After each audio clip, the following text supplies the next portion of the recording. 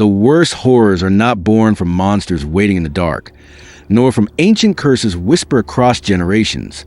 Sometimes, the most terrifying stories come from choices. Small, human choices made in a moment of weakness, arrogance, or desperation. A turn down the wrong road, a hand reaching where it shouldn't, a single word spoken when silence would have saved you. These aren't accidents. These are bad decisions. And once made, they cannot be taken back. The shadows that follow them are merciless. They linger, they wait, and they remind you again and again that one wrong move can change everything. If you've ever wondered how thin the line is between safety and disaster, between reason and madness, between life and the endless dark, stay with me. Tonight, we walk through 10 true stories of terrible choices and the horrors that came in their wake. As you listen, if the chill creeps into your bones, if the silence around you feels heavier, then leave a like for me by liking this video. Share it so others don't feel alone when the night presses too close. And subscribe so you'll always know when the next story finds its way here. Because trust me, these won't be the last. Story 1, The Locked Door at Blackwood Cabin. Aaron Delgado had always thought of himself as rational, the kind of man who laughed at warnings and ignored local legends. When he and his friends rented the Blackwood Cabin deep in the Pennsylvania woods, the caretaker gave them a final instruction as he handed over the keys. Whatever you do, don't open the locked basement door. The group laughed, assuming it was a scare tactic, a local quirk meant to give the place atmosphere. For Aaron, it was a challenge. The first night passed in drunken laughter, the crackle of the fire keeping the darkness at bay. But as midnight stretched into silence, Aaron found his gaze drifting to the old wooden door at the back of the cabin. Its iron latch gleamed faintly in the firelight, as though it were waiting. His friends had long since gone to bed, but Aaron stayed up, finishing his drink, convincing himself that there was nothing to fear. He told himself that rules like that only existed to be broken. The sound came first, soft scraping, like nails dragging slowly across wood. Then a faint knock, rhythmic, as if something on the other side wanted to come out. Every rational part of him said to leave it alone. But arrogance won. He rose, staggered to the door, and lifted the latch. The wood groaned as it swung open, the smell of damp earth and rot rushing out in a wave that made him gag. The basement yawned below, black as a throat. At first, he thought it was empty. Then he saw them. Eyes. Dozens of pale, shining eyes staring up from the dark, unblinking, fixed on him. His breath caught, but before he could slam the door, something moved fast, too fast, rushing the stairs. Aaron screamed, falling backward, as long gray arms clawed through the opening.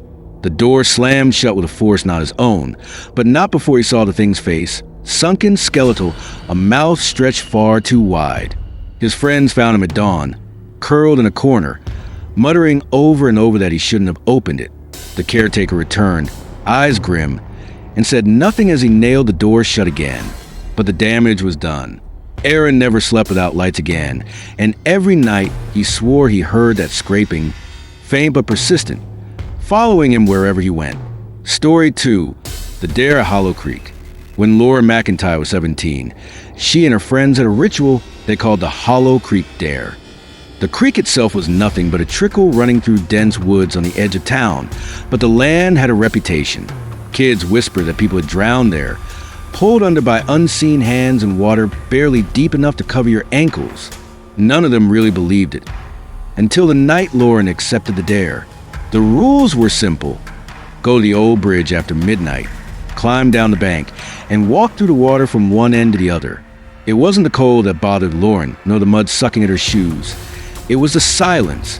The woods seemed too still, as though even the insects were holding their breath. Her friends whispered from the bridge above, their voices carried thin by the night air, urging her forward. Halfway through, she stumbled on something that wasn't stone. Reaching down, her fingers brushed a smooth, round surface. She thought it was driftwood until she realized it was a skull, half buried in the mud. Her scream echoed through the trees, but before she could move, something clamped around her ankle. Cold, strong. She kicked wildly, splashing, pulling against a grip, but it dragged her down into water that should not have been deep enough to swallow her. Her friend scrambled down the bank, pulling her free, her body shaking with terror. She gasped that something had held her, something with fingers like ice, something that whispered her name in the black water. They laughed nervously, pretending it was just weeds or branches, but no one returned to Hollow Creek again. Years later, when construction crews drained the area to expand the highway, they uncovered dozens of bodies buried in the mud, victims of a killer who had dumped them there for decades. Lauren never doubted what had tried to claim her that night. It wasn't weeds. It wasn't roots. It was one of them, reaching up to take her with the rest. Story 3. The Stranger at the Gas Pump. It was well past midnight when Thomas Givens pulled into a desolate gas station off a country highway in Alabama. His tank was nearly dry, and the glowing sign felt like salvation. The lot was empty, the windows dark, the only light coming from the single pump he rolled up to. He stepped out into humid air, the faint hum of cicadas carried on the night breeze. As he lifted the nozzle, a voice spoke behind him. "You shouldn't be here." Thomas froze. A man stood just beyond the glow of the pump light, tall and gaunt, wearing clothes that looked decades out of date. His eyes caught the light in a way that made Thomas's stomach twist. Too reflective, too bright. He tried to laugh it off, muttered that he just needed gas. But the man stepped closer.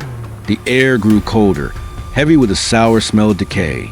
"You shouldn't be here," the man repeated, his tone sharper, angrier. Thomas dropped the nozzle, heart hammering.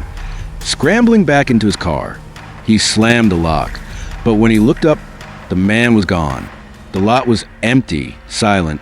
The pump was still running, spilling gasoline across the pavement. Shaking, Thomas sped off without paying, headlights cutting into the dark.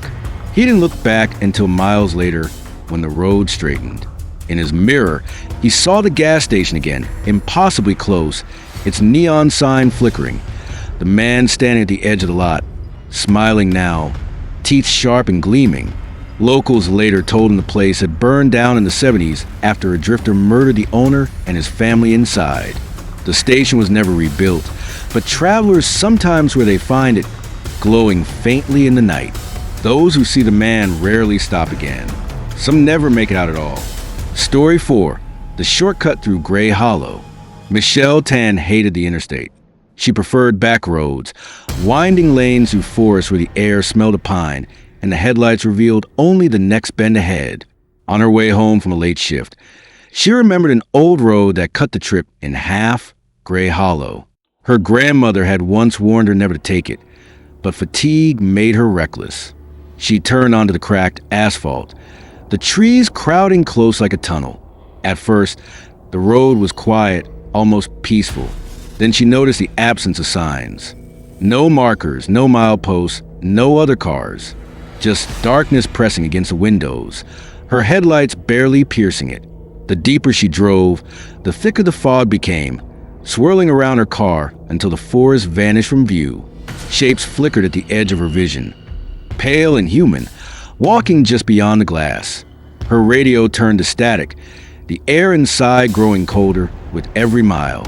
Then she saw it, a figure in the road ahead, a man, standing perfectly still, arms outstretched. She swerved, heart racing. But when she glanced in the mirror, he was standing in the back seat, his face blurred, his eyes hollow sockets. Michelle screamed, the car veering wildly, tires screeching as she fought for control. When she blinked, he was gone. Moments later, the fog lifted. She was back on the highway, miles from where she had turned, the shortcut behind her. She pulled over, shaking, unable to breathe. Her grandmother's words echoed in her head. Gray Hollow isn't a road. It's a place that takes you when you don't belong. Michelle never drove alone at night again, and whenever fog rolls across the forest, she locks her doors and whispers a prayer. Story 5. The Game in the Abandoned House. When Caleb Morris was 19, he and his friends thought they were invincible. That summer, they broke into abandoned places for the thrill, factories, old barns, even a decrepit asylum on the edge of town. One night, they set their sights on a Holloway house, a mansion left to rot after the family vanished without explanation. Local kids whispered about it being cursed, but to Caleb and his crew, it was just another conquest. The moment they stepped inside, the The air was wrong. Dust hung heavy. The floorboards groaned beneath their weight, and every sound echoed as though the house itself were listening. They found the parlor filled with cracked mirrors and broken furniture, and Caleb, laughing too loud to cover his nerves, suggested they play a game. He called it mirror talk. Each of them would stand before a mirror, close their eyes, and invite whatever lingered there to answer question. It started as a joke, but when Caleb asked, "What happened to you?" the glass in front of him fogged over, and words appeared as though written by an invisible finger. "We stay." His friends bolted, screaming, but Caleb couldn't move. His reflection didn't move either. It stayed frozen, eyes wide, mouth half open. Even as he staggered back, the reflection lifted its hand and pressed it against the other side of the glass. Then it smiled, a twisted, jagged grin Caleb knew wasn't his own. Something in the mirror leaned forward, pressing harder, and cracks splintered across the surface. Caleb ran, glass shattering behind him, shards raining across the floor like ice. By the time he made it outside, his hands were bleeding and his friends were long gone. For weeks after, every mirror he passed showed his reflection just a fraction late, always smiling when he wasn't. Caleb stopped looking into mirrors entirely. But sometimes, in store windows or darkened glass, he still catches a glimpse of that grin. Story 6, The Phone Call in the Tunnel. Emily Green loved late-night drives. They calmed her, the hum of tires against pavement like a lullaby. One night, she took the long way home, winding roads that led her to the old iron tunnel carved into mountainside. The tunnel was always unsettling. No lights, just your headlights bouncing against damp stone. But that night it felt worse. The darkness seemed thicker, swallowing the beams until the walls barely glimmered. Halfway through, her phone rang. The number flashing on the screen was her own. She froze, hands tightening on the wheel, listening to the shrill tone echo inside the tunnel. Against her better judgment, she answered. Static hiss, then a voice, her voice whispered, "You won't make it out." Her blood ran cold. She slammed the phone shut, pressing the gas, desperate to escape. But the tunnel seemed endless, stretching farther than it should. Her radio flickered on, playing fragments of her own conversations from the past, arguments, confessions, words she thought no one else had ever heard. The voice on the phone returned, louder this time, screaming in her own tone, "You won't make it out." Just as panic tipped into hysteria, light appeared ahead. She burst in the tunnel, sobbing with relief, the night air fresh and cool. But when she glanced at the passenger seat, her phone lay there glowing, a call still active. She picked it up with shaking hands, only to hear herself breathing on the other end, slow and ragged, like someone waiting. Emily never drove through that tunnel again. Locals said it was cursed after a rock slide buried a bus inside decades ago. The bodies were never recovered. Now, they say, if your phone rings in the tunnel, you don't always make it out alive. Story 7, The Woods Beyond the Campsite. Darren and his girlfriend Julia thought camping would be the perfect escape from the chaos of city life. They found a secluded site deep in the Adirondacks, far from any other campers, the forest towering around them. The first night was peaceful, filled with the crackle of fire and the sweet smell of pine. But as the fire burned low, Julia swore she saw a movement between the trees.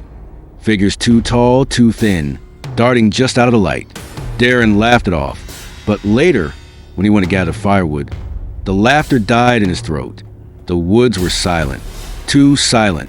No insects, no rustle of leaves, only the sound of his own breathing. Then he heard it, a voice calling his name. Julia's voice, faint but urgent. He followed, pushing deeper, the ground soft beneath his boots. The voice grew closer, but when he called back, there was no reply. Suddenly, he stepped into a clearing. Julia was there, or something wearing her shape. She stood too still, her head tilted at an unnatural angle, her smile wide and unblinking. "Come with me," she whispered, though her lips didn't move. Darren stumbled back, horror clawed at his throat, and bolted toward camp. When he burst through the trees, Julia sat by the fire, roasting marshmallows, her face pale with confusion. He never told her what he saw. But every night afterward, when he closed his eyes, he heard her voice again, echoing through the trees, "Come with me." And sometimes when he woke, Julia was already watching him, eyes wide open in the dark. Story 8. The Hitchhiker on Route 47. It was a cold October night when Daniel Lowe drove down Route 47, a lonely stretch of highway cutting through endless cornfields. The moon hung low, casting pale light across the road, and his headlights illuminated a figure standing at the shoulder. A young woman, no coat, hair tangled, her thumb raised for a ride. Against every instinct, Daniel slowed. She looked desperate, and the night was bitter. She climbed in without a word, settling into the seat with eyes that seemed too dark, too wide. Daniel asked where she was headed, but her answer was a whisper, almost drowned by the rumble of the engine. "Home." He nodded, uneasily noting the smell of damp earth clinging to her clothes. She pointed to a turnoff ahead, a gravel road that vanished into the fields. Against reason, he followed, the tires crunching over loose stone. They drove in silence until she told him to stop. "Here," she said. But when he turned to her, the seat was empty. His chest tightened, cold sweat dripping down his back. The door had never opened. She had vanished. The next morning, shaken, he returned to the spot in daylight. What he found froze him. A crumbling farmhouse, long abandoned, its windows shattered. A wooden cross leaned against the porch, a faded photo nailed to it. The photo was of the woman he had picked up the night before, her name etched beneath. She had died in a car crash on Route 47, exactly 10 years earlier, trying to hitch a ride home. Story 9. The Wrong Turn into Raven's Pit. Monica Reyes was exhausted when she missed her exit, taking a wrong turn down a narrow dirt road. Her GPS went blank, spinning endlessly, no signal to guide her. The forest thickened around her, branches arching overhead, the road narrowing until it felt more like a trap than a path. She meant to turn back, but there was no space. So she pressed forward, hoping for a clearing.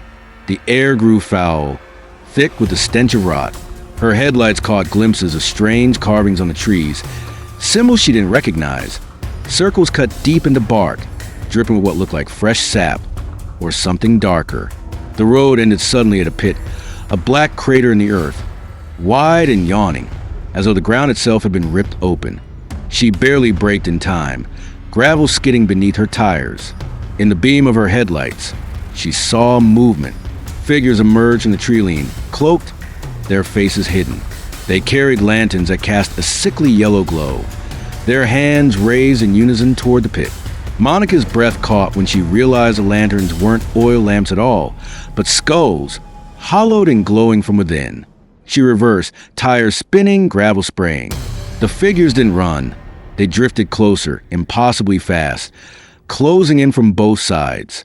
Just as they reached the car, her radio crackled to life with a low, guttural voice that whispered, "You found us." She tore backward down the road, heart pounding, until finally she burst back onto the highway, gasping in relief. Later, she tried to find the road again. It wasn't there. But sometimes when she drives late at night, her GPS still flickers with the same message. Raven's Pit, 0.3 miles ahead. Story 10. The Motel Room That Didn't Exist. On his way across Nevada, Carl Jennings pulled into a roadside motel just before dawn. The neon sign buzzed faintly. Half the letters burned out, the lot empty except for his car. Inside, the lobby smelled of mildew, the clerk behind the desk pale and silent, sliding over a key marked room 6. Exhausted, Carl stumbled into the room, flicked on the light, and collapsed onto the bed. He woke hours later to scratching at the walls. Not rats, not pipes, fingernails, dragging slow and deliberate. He pressed his ear to the plaster and heard whispers, dozens of voices murmuring in a language he couldn't understand. When he tried to leave, the door wouldn't open. He pulled, slammed his shoulder into it, but it was as though the knob had fused into the wood. The whispers grew louder, the walls bulging inward, as though something pressed on the other side. The mirror over the dresser warped, his reflection rippling, twisting into shapes that weren't human. Faces emerged in the glass, screaming silently, their mouths wide and endless. Then, without warning, the The door creaked open. The hallway outside was dark, the lobby beyond completely gone. Only blackness stretched out, thick and endless, the whispers beckoning him forward. Carl ran, bursting to the night air, finding himself in his car, engine running, the motel gone. The next day, he told locals about the motel, but they only shook their heads. The place had burned down in the 80s, killing everyone inside. Room 6 had been the epicenter of the fire. They said travelers sometimes see it still, a mirage on the highway, a place that waits for the lost. Carl never drove that road again.